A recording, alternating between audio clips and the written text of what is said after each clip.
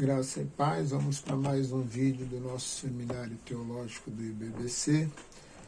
Estamos neste módulo trabalhando a terceira apostila e iniciamos hoje a quarta matéria, que é homilética. Vamos iniciar então a homilética a partir da página de número 193, com a introdução. A homilética é uma disciplina teológica de natureza prática, porque ela trata da pregação e de temas pertinentes a ela, que são de fundamental importância para o pregador do Evangelho. A homilética não se propõe a ensinar a pregar, mas é uma ferramenta auxiliar indispensável àquele que tem o dever e a responsabilidade de pregar sermões e mesmo para os que ensinam em EBD e em curso teológico. Mesmo o mais experiente pregador reconhece a importância e a necessidade da homilética. Na arte da pregação, ninguém pode reivindicar para si a perfeição como se não tivesse a necessidade de aprender mais. Pelo contrário, sempre deverá admitir a necessidade de aprendizado e aperfeiçoamento para um desempenho melhor da sua principal atividade. A homilética tem um estreito relacionamento com outras disciplinas e dependerá delas para que seus objetivos sejam plenamente alcançados. Como ela se relaciona diretamente com a palavra, então interessa a ela a interpretação correta da mesma para que a pregação seja fundamentada sobre a verdade da interpretação. Logo, ela depende da hermenêutica. Ainda que o pregador seja um excelente orador, o seu discurso será vazio se não estiver fundamentado sobre os princípios que norteiam uma interpretação honesta das Escrituras. A homilética se relaciona diretamente também com a retórica e a oratória. Enquanto arte, a homilética se origina da retórica, que estabelece um conjunto de regras e princípios que auxiliam a arte de falar. E a oratória se preocupa em usar essas regras na prática do discurso de maneira a torná-lo eloquente. A história da Grécia Antiga e da Roma informa a respeito da preocupação dos homens com a arte de falar bem. Quanto à pregação em si, veremos o conceito do Velho Testamento da pregação, bem como seus respectivos conceitos do ofício do profeta e pregador.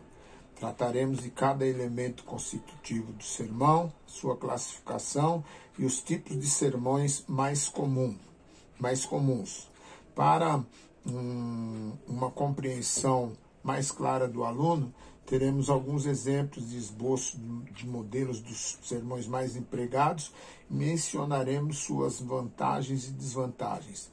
Por fim, abordaremos algum tipo de sermão ocasional e, para o nosso propósito, mencionaremos apenas alguns deles, onde sugeriremos alguns textos que podem ser usados nessa oportunidade.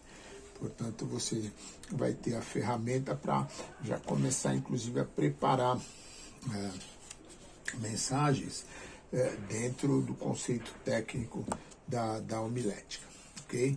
Se muito embora todos nós saibamos que o principal fundamento a gente estudar hermenêutica, exegese, a homilética, nós nos capacitarmos para sermos usados por Deus, porque realmente o que mais importa é a unção, mas a gente precisa ter conhecimento do que nós vamos passar para as pessoas, ok?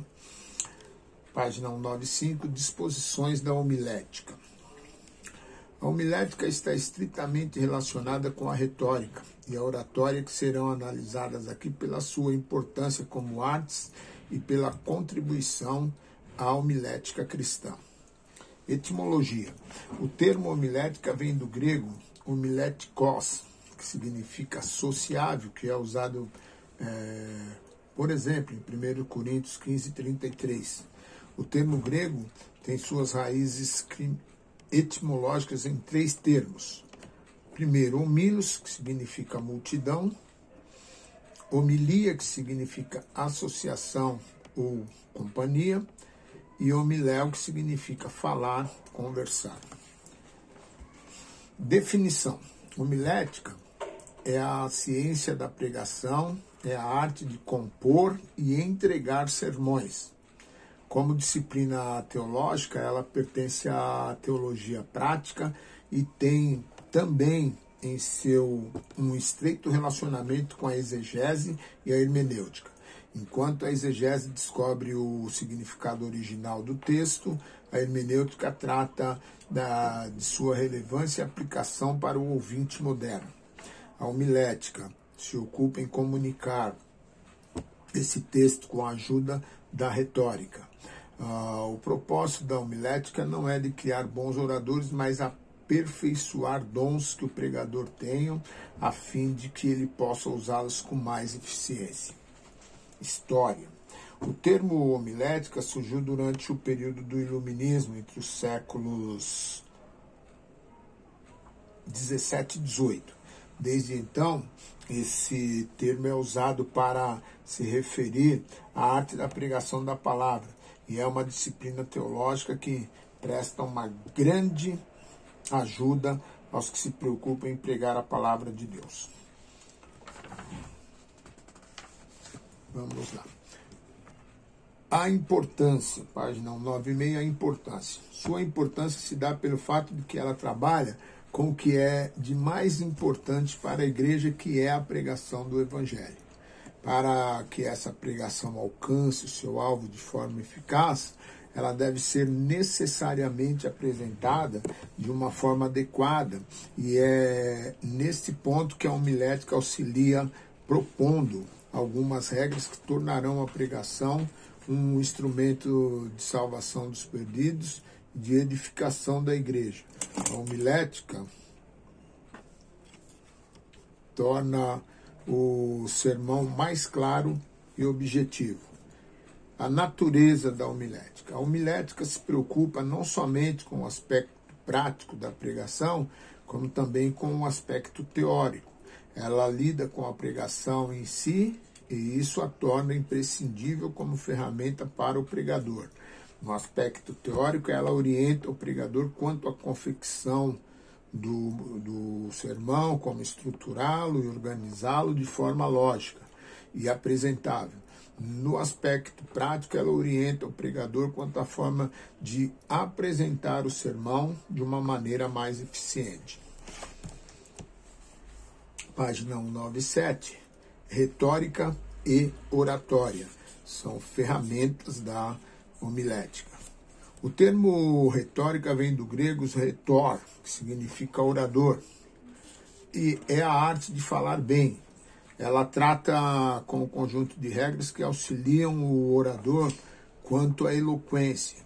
Ela surgiu na Grécia com Córax e seu discípulo Tisias, sendo posteriormente aperfeiçoada pelo filósofo Sócrates. Oratória significa a arte de falar ao público. Eloquência, não se sabe precisar uma data fixa para a origem da oratória, mas foi uma arte que se desenvolveu em Atenas. Os sofistas gregos foram os pioneiros no domínio da oratória. Eles desenvolveram essa arte praticando leituras em públicos e promoviam debates. No quarto século a.C., Anaximedes de Lampsaco, um estudioso da retórica, contribuiu com essa arte quando a classificou em gêneros da seguinte maneira: deliberativo, demonstrativo e judiciário. Aristóteles estruturou essa classificação de forma objetiva. Ele não foi um orador, mas se dedicou ao estudo e ao ensino da oratória. Demóstenes, um filósofo grego, foi considerado o maior orador que a Grécia conheceu. Ele tinha uma grande deficiência na fala, e ele que eliminou com muito sacrifício e aplicou as regras que foram estabelecidas inicialmente por Córax. desenvolvidas e ampliadas por Isócrates e aprimoradas por Aristóteles, que transformou as disciplinas da retórica e oratória numa verdadeira arte. O que Demóstenes foi para a Grécia, Cícero foi para Roma em termos de oratória. Cícero foi o maior orador romano. Agostinho, que foi professor de retórica, foi um dos pais da igreja que mais uso fez dessa arte para defender a fé cristã. A sua obra de doutrina cristiana é um clássico de retórica cristã baseado nas ideias de Cícero. Elementos da boa oratória. Geralmente, a oratória se classifica em forense, acadêmica, política, popular e sagrada. Ela é uma arte porque requer criatividade e é uma ciência porque exige o conhecimento de técnicas e princípios. Ela tem 3 características: a ideia, a organização e a transmissão. Os seus elementos básicos são: 1. Eficiência. É atingir o objetivo, é a praticabilidade do discurso em detrimento de uma verbosidade vazia. Retórica é a arte de ordenar o discurso e a capacidade de organizar as ideias e os argumentos. A retórica é necessária à oratória pelo fato de que ela torna o discurso mais inteligível e convincente ao ouvinte. A retórica oferece ao orador a capacidade de organizar as ideias de um discurso de maneira que ele tenha uma ordem lógica do começo ao fim. Eloquência é a arte de persuadir, é a capacidade de fazer um discurso que convença. A eloquência não se limita apenas às palavras, mas também inclui o olhar, o gesto e a forma de se expressar ao público enquanto discursa.